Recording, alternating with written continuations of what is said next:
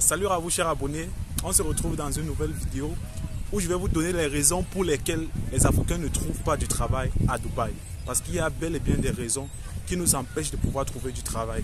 Mais avant de continuer, je vais d'abord brièvement me présenter pour ceux qui ne me connaissent pas. Moi c'est Césaire Eman, je suis résident aux Émirats Arabes Unis, ça fait 3 ans.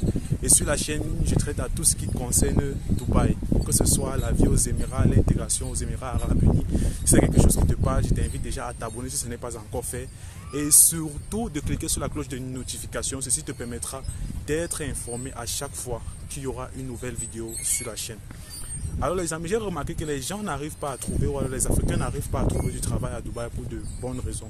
La première raison pour laquelle nous ne trouvons pas de travail ici, c'est un problème d'abord de solidarité. Quand je dis solidarité, ça part du fait que vous allez être ici ou bien vous allez venir ici aux Émirats Arabes Unis pour chercher du travail. Et vous allez vivre peut-être avec des Africains, donc avec des gens qui sont déjà ici depuis, qui travaillent déjà. Et parfois même, certains d'entre eux auront une opportunité dans leur lieu de service. Mais ces personnes-là vont vous demander de monnaie pour qu'ils vous amènent dans leur lieu de service ou qu'on vous recrute. C'est un fait ici aux Émirats Arabes Unis. Donc c'est de là que je parle de solidarité.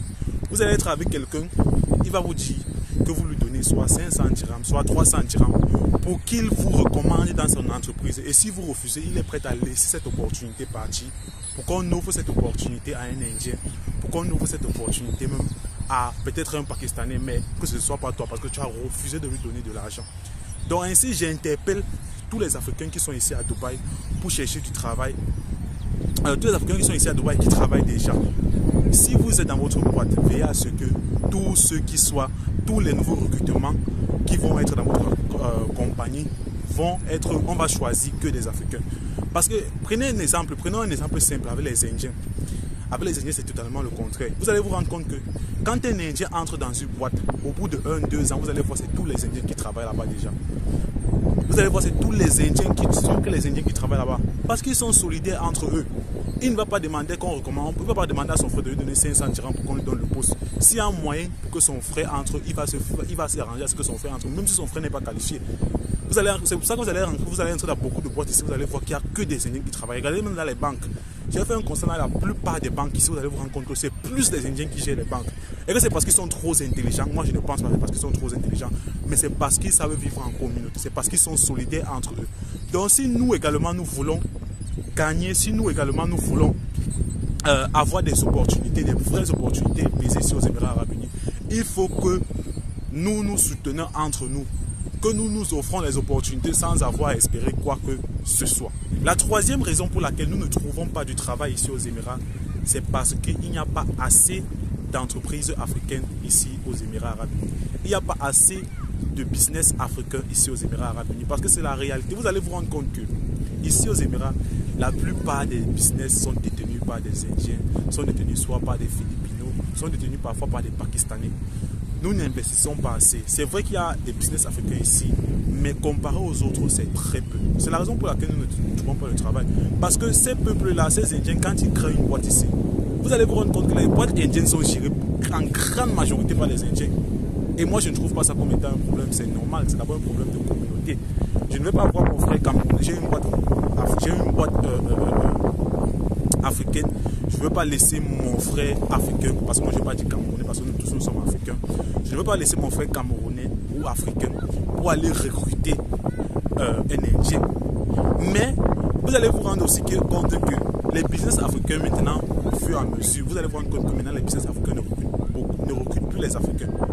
C'est à cause d'un gros sérieux problème. Vous allez vous rendre compte que vous allez entrer dans les business africains, soit un restaurant, soit je ne sais pas trop, un supermarché. Je ne sais même pas trop une épicerie africaine. Vous allez vous rendre compte parfois vous trouvez des Indiens ou des Philippinos. Ce n'est pas un hasard. C'est vrai que ça choque beaucoup d'Africains de voir qu'ils entrent dans un truc africain et ils voient c'est géré par des Indiens ou des Philippinos. Mais c'est à cause de notre attitude que les businessmen africains ici ne veulent plus travailler avec les Africains. Parce que quand vous recrutez un Africain dans votre boîte, soit sa mission c'est de devenir votre concurrent, soit c'est de développer une activité en parallèle dans votre business. Si vous avez par exemple un business de salon de coiffure, vous allez vous rendre compte que la personne, la fille ou le gars que vous allez recruter, le gars africain que vous allez recruter, soit il va travailler chez vous en vous volant, sans que vous ne vous en rendez compte, soit il va essayer de rediriger les clients après ses heures de travail. Parce que quand il travaille là, généralement les clients font quoi? Ils demandent du coiffeur s'il est satisfait. Quand un client est satisfait, généralement, il va avoir le numéro du coiffeur. Et parfois, il va se trouver en train de discuter, le client va se trouver en train de discuter avec le coiffeur pour lui dire, moi j'aimerais venir me coiffer. Et le coiffeur va le rediriger peut-être après son heure de travail pour pouvoir le rendre ce service. Et c'est ainsi qu'il va le faire à 1, 2, 3, 4, jusqu'à pour finir. Il va délocaliser tous vos clients vers son endroit ou vers son salon privé. De sorte que quand vous allez même rompre son contrat, c'est vous qui allez payer. C'est vous qui allez perdre. C'est vous qui allez perdre dans tout ça parce qu'il aurait déjà récupéré tous vos clients et il va tout simplement aller ouvrir son salon de coiffure à la maison. Et c'est valable dans tous les secteurs, que ce soit dans la restauration, que ce soit dans les supermarchés. C'est la mentalité africaine. Et c'est pourquoi les dirigeants ou les investisseurs africains ici aux Émirats Arabes Unis ne veulent pas les Africains. C'est pourquoi eux, ils préfèrent même recruter les Indiens parce que ce sont des personnes qui ont une petite, ils ont un soupçon de loyauté. Même pas qu'ils sont des gens qui sont en général des personnes loyales. Quelqu'un va travailler chez toi, mais il n'aura jamais cet esprit-là de vouloir te voler ou de vouloir développer une activité dans ton activité. Donc c'est l'une des raisons pour laquelle nous ne trouvons pas du travail. Donc j'interpelle ici les Africains qui sont ici aux Émirats. Quand vous travaillez pour une boîte, soyez loyal envers votre employeur. Soyez respectés, comportez-vous de telle sorte que ça motive encore cette personne à recruter un Africain dans le futur au cas où vous ne continuez plus dans la boîte. Parce que s'il a une mauvaise expérience avec vous, c'est possible que cet employé ne recrute plus un Africain dans le futur. Donc c'est à nous de changer cette attitude-là, parce que cette attitude qui nous empêche de pouvoir avoir des opportunités. Et aussi, pour qu'on n'ait plus d'opportunités, il faut que les Africains qui suivent ces chaînes, ceux qui m'écrivent souvent en me disant qu'ils aimeraient venir créer des restaurants, qu'ils aimeraient venir créer leur salon de coiffure, je ne sais pas trop. Je reçois quand même beaucoup de messages, parfois des emails de ces personnes-là. Ce que moi je vous dis, c'est que quand vous venez ouvrir vos boîtes à Dubaï, leur procédure n'est pas difficile et ça ne demande pas énormément d'argent. Tout va dépendre de la catégorie de business que vous voulez créer aux Émirats Arabes Unis. Venez créer des boîtes ici pour donner de l'emploi à vos frères africains. Parce qu'il y a des gens ici qui n'arrivent pas à trouver du travail. Parce qu'il n'y a pas assez de boîtes. Les Indiens travaillent entre eux, les Pakistanais travaillent entre eux. Et parce qu'ils travaillent entre eux, parce que c'est un problème de communautarisme, ça leur permet de se retrouver entre eux. Parce qu'ils ont ce besoin-là d'être en communauté et de pouvoir parler uniquement en leur langue. Du coup, c'est plus facile pour lui de passer un message en sa langue à quelqu'un plutôt que de prendre quelqu'un et essayer de lui parler en anglais tout le temps. Donc, c'est ce qui fait que nous n'arrivons pas à trouver du travail. Donc, quand vous allez arriver dans une boîte, on va pouvoir donner un travail à un Indien. Peut-être parce que le propriétaire ou alors ceux qui travaillent déjà sont des Indiens, ceux qui travaillent déjà sont des Pakistanais. Et c'est pourquoi on nous refuse du boulot. Donc, c'est à nous de vouloir investir. Chers Africains qui est ici à Dubaï, quand vous travaillez, soyez ambitieux. Et aussi cette idée-là que vous pouvez créer une boîte ici aux Émirats, ce n'est pas compliqué. Il suffit de s'associer à 2, 3 qu'on a passé de moyens. Et quand on a assez de moyens, on peut le créer même étant tout seul. Ça ne demande pas énormément de moyens. Tout va dépendre du business que vous voulez créer. Parce que c'est la seule manière que nous pouvons changer notre image ici aux Émirats.